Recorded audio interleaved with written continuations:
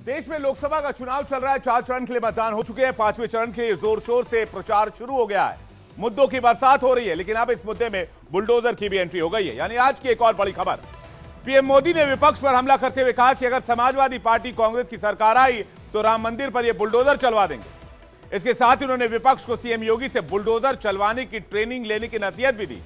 यानी पीएम मोदी ने बुलडोजर की सियासी एंट्री कराकर सीएम योगी के बुलडोजर मॉडल को हिट करार दिया और इसके सहारे राम मंदिर का मुद्दा भी एक बार फिर से लोगों को याद दिलवा दिया। जिसके बाद सवाल उठ रहे हैं कि क्या बुलडोजर हार जीत का अंतर कम कर देगा। एक रिपोर्ट देखिए।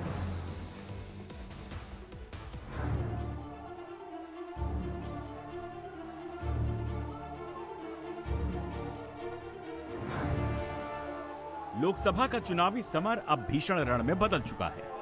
सत्ता पक्ष और विपक्ष एक दूसरे पर ताबड़तोड़ हमले कर रहे हैं। बचे हुए 3 चरणों के मतदान के लिए दोनों पक्ष ताबड़तोड़ रैलियां कर रहे हैं। वोटर्स को लुभाने के लिए वादों का पिटारा खोल रहे हैं तो दूसरे पक्ष पर आरोपों की झड़ी लगा रहे हैं। भाइयों बहनों, एक कांग्रेस पार्टी इंडी अलायंस परिवारवादी गठबंधन है। वो अपने परिवार का सोच रखने वाले लोग, सारे नेता लालू जी अपने बेटे को मुख्यमंत्री बनाना चाहते हैं, ममता जी अपने भतीजे को मुख्यमंत्री बनाना चाहते हैं और सोनिया जी अपने बेटे को प्रधानमंत्री बनाना चाहते हैं। 4 जून नरेंद्र मोदी प्रधानमंत्री रहेंगे। एनडीए की सरकार आएगी और वो सरकार आपकी सरकार होगी, किसानों की, मजदूरों की, छोटे व्यापारियों की। इस रण में प्रधानमंत्री नरेंद्र मोदी विपक्ष पर ऐसा प्रहार कर रहे हैं कि विपक्ष को उसका जवाब देते नहीं बन रहा। लखनऊ से सटी बाराबंकी लोकसभा सीट पर चुनाव प्रचार करने पहुंचे पीएम मोदी ने इंडिया गठबंधन पर ऐसा प्रहार किया और कहा कि कांग्रेस सपा वाली सरकार में आएंगे तो रामलला को फिर टेंट में भेज देंगे, मंदिर पर बुलडोजर चलवा देंगे। सपा कांग्रेस वाले सरकार में आए तो रामलला को फिर से टेंट में भेजेंगे और मंदिर पर बुलडोजर चलवा देंगे। प्रधानमंत्री नरेंद्र मोदी ने 5वें चरण के मतदान के पहले सियासत में बुलडोजर की एंट्री तो कराई। लोगों को अपराधियों और माफियाओं के खिलाफ सीएम योगी के बुलडोजर एक्शन की याद दिलाते हुए विपक्ष को चकनाचूर कर दिया। उन्होंने कहा कि विपक्ष को सीएम योगी से ट्रेनिंग लेनी चाहिए कि बुलडोजर चलाना कहां है। अरे जरा योगी जी से ट्यूशन लो, बुलडोजर कहां चलाना कहां नहीं चलाना। लोकसभा के चुनाव की शुरुआत सत्ता पक्ष के विकास, मोदी की गारंटी, नए भारत की दुनिया में बढ़ती साख से की थी, जो अब तक मंगलसूत्र, आरक्षण, नस्लवाद, संपत्ति कर से होते हुए राम मंदिर के इर्द गिर्द घूमता रहा, जिसमें अब बुलडोजर की एंट्री हो गई। राम मंदिर के सहारे बीजेपी राम मंदिर के मुद्दे को किसी न किसी रूप में जनता के सामने बार बार पेश कर रही है। बीजेपी इस मुद्दे को छोड़ना नहीं चाह रही। जिन लोगों ने राम के साथ द्रोह किया, ये चुनाव है, अपने जोरदार वोट के साथ उनकी जमानत जब्त करा दो। जिन लोगों ने आपको पानी के लिए तरसाया था, उन लोगों की जमानत जब्त करा दो। बीजेपी के मुद्दे, उनके प्रहार के सामने विपक्ष थोड़ा फीका नजर आता है, लेकिन वो भी पूरी ताकत के साथ लोकसभा चुनाव लड़ रहे हैं। मोदी सरकार को घेरने के लिए अलग अलग हथकंडे अपना रहे हैं। इसी बीच एकजुटता की तस्वीर भी पेश करने की कोशिश कर रहे हैं। 4थे चरण के मतदान के पहले राहुल गांधी और अखिलेश यादव ने मिलकर कन्नौज और कानपुर में सभा की थी। सपा और कांग्रेस दोनों पर बाराबंकी में पीएम मोदी ने बुलडोजर वाला हमला बोला तो रायबरेली में राहुल और अखिलेश ने पीएम मोदी और बीजेपी को निशाने पर लिया। नरेंद्र मोदी हार एक्सेप्ट कर रहे हैं। जैसे कहते हैं ना, गुड बाय, बस हो गई गुड बाय नरेंद्र मोदी जी के। जो 400 पार कहने वाले लोग हैं, उनको देश की 140 करोड़ जनता 140 सीटों के लिए तरसा देगी। जैसे जैसे चुनाव अपने आखिरी पड़ाव की ओर पहुंच रहा है, वैसे वैसे सियासत और तल्ख होती जा रही है। दोनों तरफ से वार पलटवार हो रहे हैं। इस चुनाव में विपक्ष के पास जहां मुद्दों की कमी नजर आ रही है, तो सत्ता पक्ष हर दिन कोई न कोई नया मुद्दा उछाल रहा है। राम मंदिर सनातन से लेकर विपक्षी नेताओं के बयान तक को मुद्दा बना रहा है। इस चुनावी समर में देश भर में योगी मॉडल को प्रेजेंट करने वाला बुलडोजर भी अब चुनावी सियासत में एंट्री मार चुका है। जनता किसे बुलडोजर पर सवार करती है, किसका किला बुलडोजर से ढहाती है, ये तो 4 जून को पता चलेगा।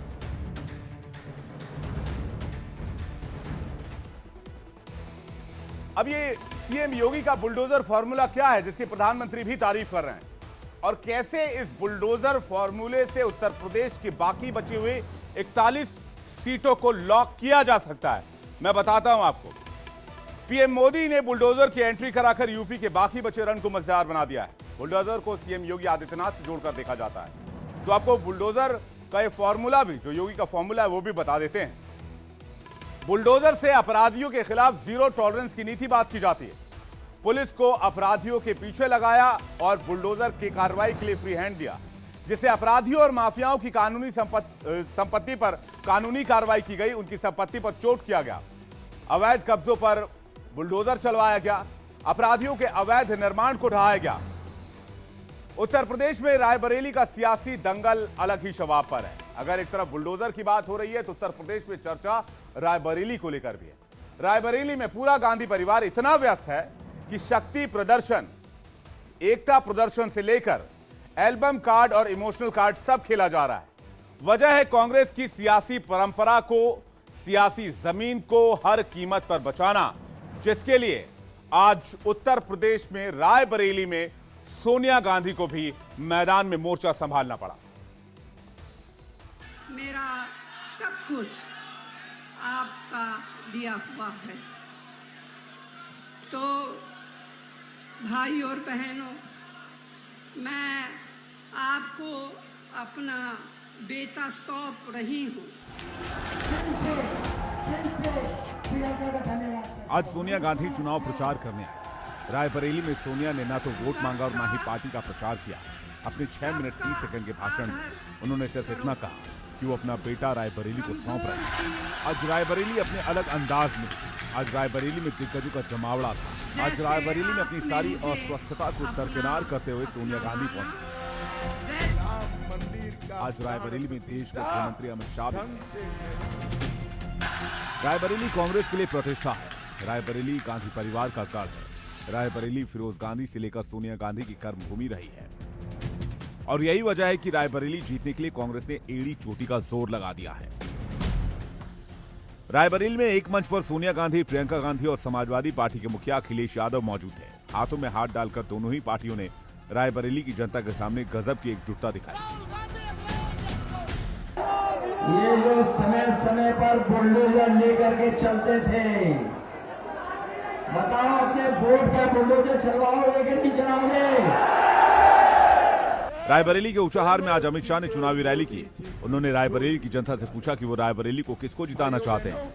आज मैं पूछने आया हूं, किसने विल में दी भाई सीट? ये सीट किसी परिवार की नहीं है। दरअसल रायबरेली से कांग्रेस का भावनात्मक संबंध है। कुछ दिन पहले ही राहुल गांधी और सोनिया गांधी ने एक साथ एक वीडियो जारी कर रायबरेली से अपने संबंधों के बारे में जिक्र किया था। दरअसल लोकसभा का पहला चुनाव यानी 1952 से रायबरेली गांधी परिवार का गढ़ रहा है। 1952 में फिरोज गांधी यहां से सांसद चुने गए थे। फिरोज गांधी, इंदिरा गांधी ने भी चुनाव जीता, और इंदिरा के बाद सोनिया गांधी 2004 से 2024 तक यहां से सांसद रही। लेकिन अब स्वास्थ्य के कारणों की वजह से सोनिया गांधी अपनी सीट को अपने बेटे राहुल को सौंप रही हैं। लेकिन रायबरेली सीट पर पूरा गांधी परिवार क्यों लगा हुआ है, इस बात को समझना जरूरी है। क्या रायबरेली सीट पर राहुल गांधी और कांग्रेस की साख फंस चुकी है? राहुल गांधी की साख फंस चुकी है। प्रियंका और राहुल दोनों रायबरेली में डेरा डाले हुए हैं, यानी कैंप किए हुए हैं। कांग्रेस की बड़ी बड़ी लीडरशिप इस वक्त रायबरेली में है, जो धुआंधार कैंपेन कर रही है। अशोक गहलोत से लेकर भूपेश बघेल तक हर कोई इस वक्त रायबरेली में कैंपेन कर रहा है और राहुल गांधी को जिताने की भरसक कोशिश कर रहा है। अखिलेश यादव ने भी यहां रैली की है। इसकी सबसे बड़ी वजह यह है कि किसी भी कीमत पर राहुल गांधी के साथ साथ कांग्रेस पार्टी रायबरेली सीट हारना नहीं चाहती है, वरना चुनावी इतिहास में भारत की राजनीति के इतिहास में पहली बार ऐसा हो सकता है कि यूपी कांग्रेस मुक्त हो जाए, और ऐसा होता है तो कांग्रेस के लिए उत्तर भारत में फिर से फल फूल पाना, पैर जमाना मुश्किल साबित होगा। कांग्रेस हिंदी पट्टी से भी धीरे धीरे गायब हो सकती है। हिंदी पट्टी में 220 से ज्यादा सीटें आती हैं। ऐसे में कांग्रेस किसी भी कीमत पर यह बाजी हारना नहीं चाहती है। ऐसी सियासी तस्वीर कभी नहीं देखना चाहेगी।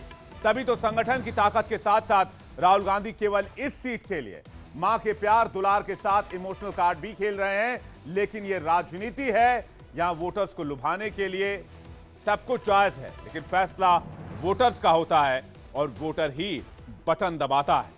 आइए बात करते हैं आज की एक और बड़ी खबर की। बात अमित शाह के प्लान बी की।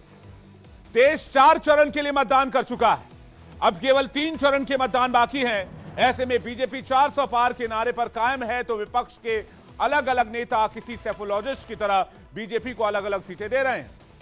केजरीवाल 180, प्रियंका 200, राहुल गांधी 150, अखिलेश यादव कहते 143 सीटें बीजेपी से जीत पाएगी। ऐसे में मतदाताओं के मन में सवाल आता है कि अगर बीजेपी को बहुमत नहीं मिला, 272 सीटें, यानी कि बीजेपी समर्थक, बीजेपी के काडर को अगर ये सोचते हैं कि 272 सीटें एनडीए नहीं जीत पाई तो फिर प्लान बी क्या होगा। देश के गृह मंत्री अमित शाह ने प्लान बी का खुलासा किया है। क्या है ये प्लान बी, एक रिपोर्ट देखिए।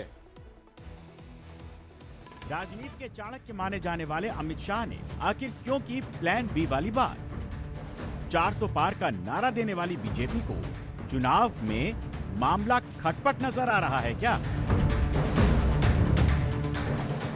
चौथे चरण के बाद अमित शाह ने कहा था बीजेपी को 270 मिल चुकी है, अब लड़ाई 400 पार की है। ये 380 सीट में मोदी जी 270 सीट लेकर पूर्ण बहुमत प्राप्त कर चुके हैं और आगे की लड़ाई 400 पार करने की है। तो क्या बीजेपी के इस कॉन्फिडेंस में कुछ कंफ्यूजन दिख रहा है? अगर ऐसा नहीं है तो फिर अमित शाह आखिर प्लान बी वाली बात कर क्यों रहे हैं? दरअसल अमित शाह से जब सवाल किया गया कि अगर लोकसभा के चुनाव में एनडीए या फिर बीजेपी को पूर्ण बहुमत नहीं मिलता तो क्या होगा, क्या अमित शाह किसी प्लान बी पर काम कर रहे हैं? इसके जवाब में अमित शाह ने क्या कहा, पहले वो सुनिए। पॉलिटिकल चाणक्यस जो हैं वो प्लान बी जरूर बना के चलते हैं, आप प्लान बी नहीं बनाते? प्लान बी तब बनाना पड़ता है जब प्लान ए में 60% से कम संभावना हो। कितनी संभावना है आपको? मैं निश्चित रूप से मानता हूं कि 100% मोदी जी प्रचंड बहुमत के साथ जीत कर आएंगे। पूरा देश चाहता है, इस देश सुरक्षित हो, ये देश समृद्ध हो, इस देश का दुनिया में सम्मान बढ़े, ये देश आत्मनिर्भर हो, ये देश विकसित भारत बने और हर भारतीय चाहे गरीब से गरीब हो, चाहे कितना भी धनवान हो, ये सभी मानते हैं कि 10 साल में दुनिया में देश का सम्मान। अमित शाह ने बड़ी ही बेबाकी से जवाब दे दिया कि प्लान बी का तो सवाल ही नहीं उठता। 100% मोदी जी तीसरी बार देश के प्रधानमंत्री बन रहे हैं। लेकिन अमित शाह अपनी जीत को लेकर इतने कन्विंस्ड कैसे हैं? देश के गृह मंत्री आखिर इतनी मजबूती के साथ कैसे 4 जून से पहले परिणाम के प्रति इतने आश्वस्त दिख रहे हैं? इसका जवाब अमित शाह ने अपने इसी इंटरव्यू में दिया है। अगर 4 जून को 272 पार नहीं करते आप, तब? मैं ऐसी संभावना नहीं देखता। इस देश में मोदी जी के साथ 60 करोड़ लाभार्थियों का एक फौज मजबूती के साथ खड़ा है, जिसकी ना कोई कास्ट है ना कोई एज ग्रुप है। हमने लगभग 4 करोड़ गरीबों को आवास दिया है और 3 करोड़ देने वाले हैं इस बार चुनकर आने के बाद। 32 करोड़ आयुष्मान कार्ड दिए हैं और इसकी रीच 60 करोड़ तक पहुंचेगी, जिनको 5 लाख तक का सारा स्वास्थ्य का सुविधा फ्री ऑफ कॉस्ट मिलेगा। हर घर में नल से जल, लगभग 14 करोड़ घरों में नल से जल दिया है। लगभग 10 करोड़ से ज़्यादा घरों में एलपीजी का गैस का सिलेंडर दिया है। 12 करोड़ घरों में हमने शौचालय बनाया है और 1 करोड़ 41 लाख जिनकी इनकम महीना 500 रुपया भी नहीं थी, ऐसी गरीब महिलाओं को हमने लखपति दीदी बनाया है और 3 करोड़ महिलाओं को हम लखपति दीदी बनाने का लक्ष्य रखे हैं।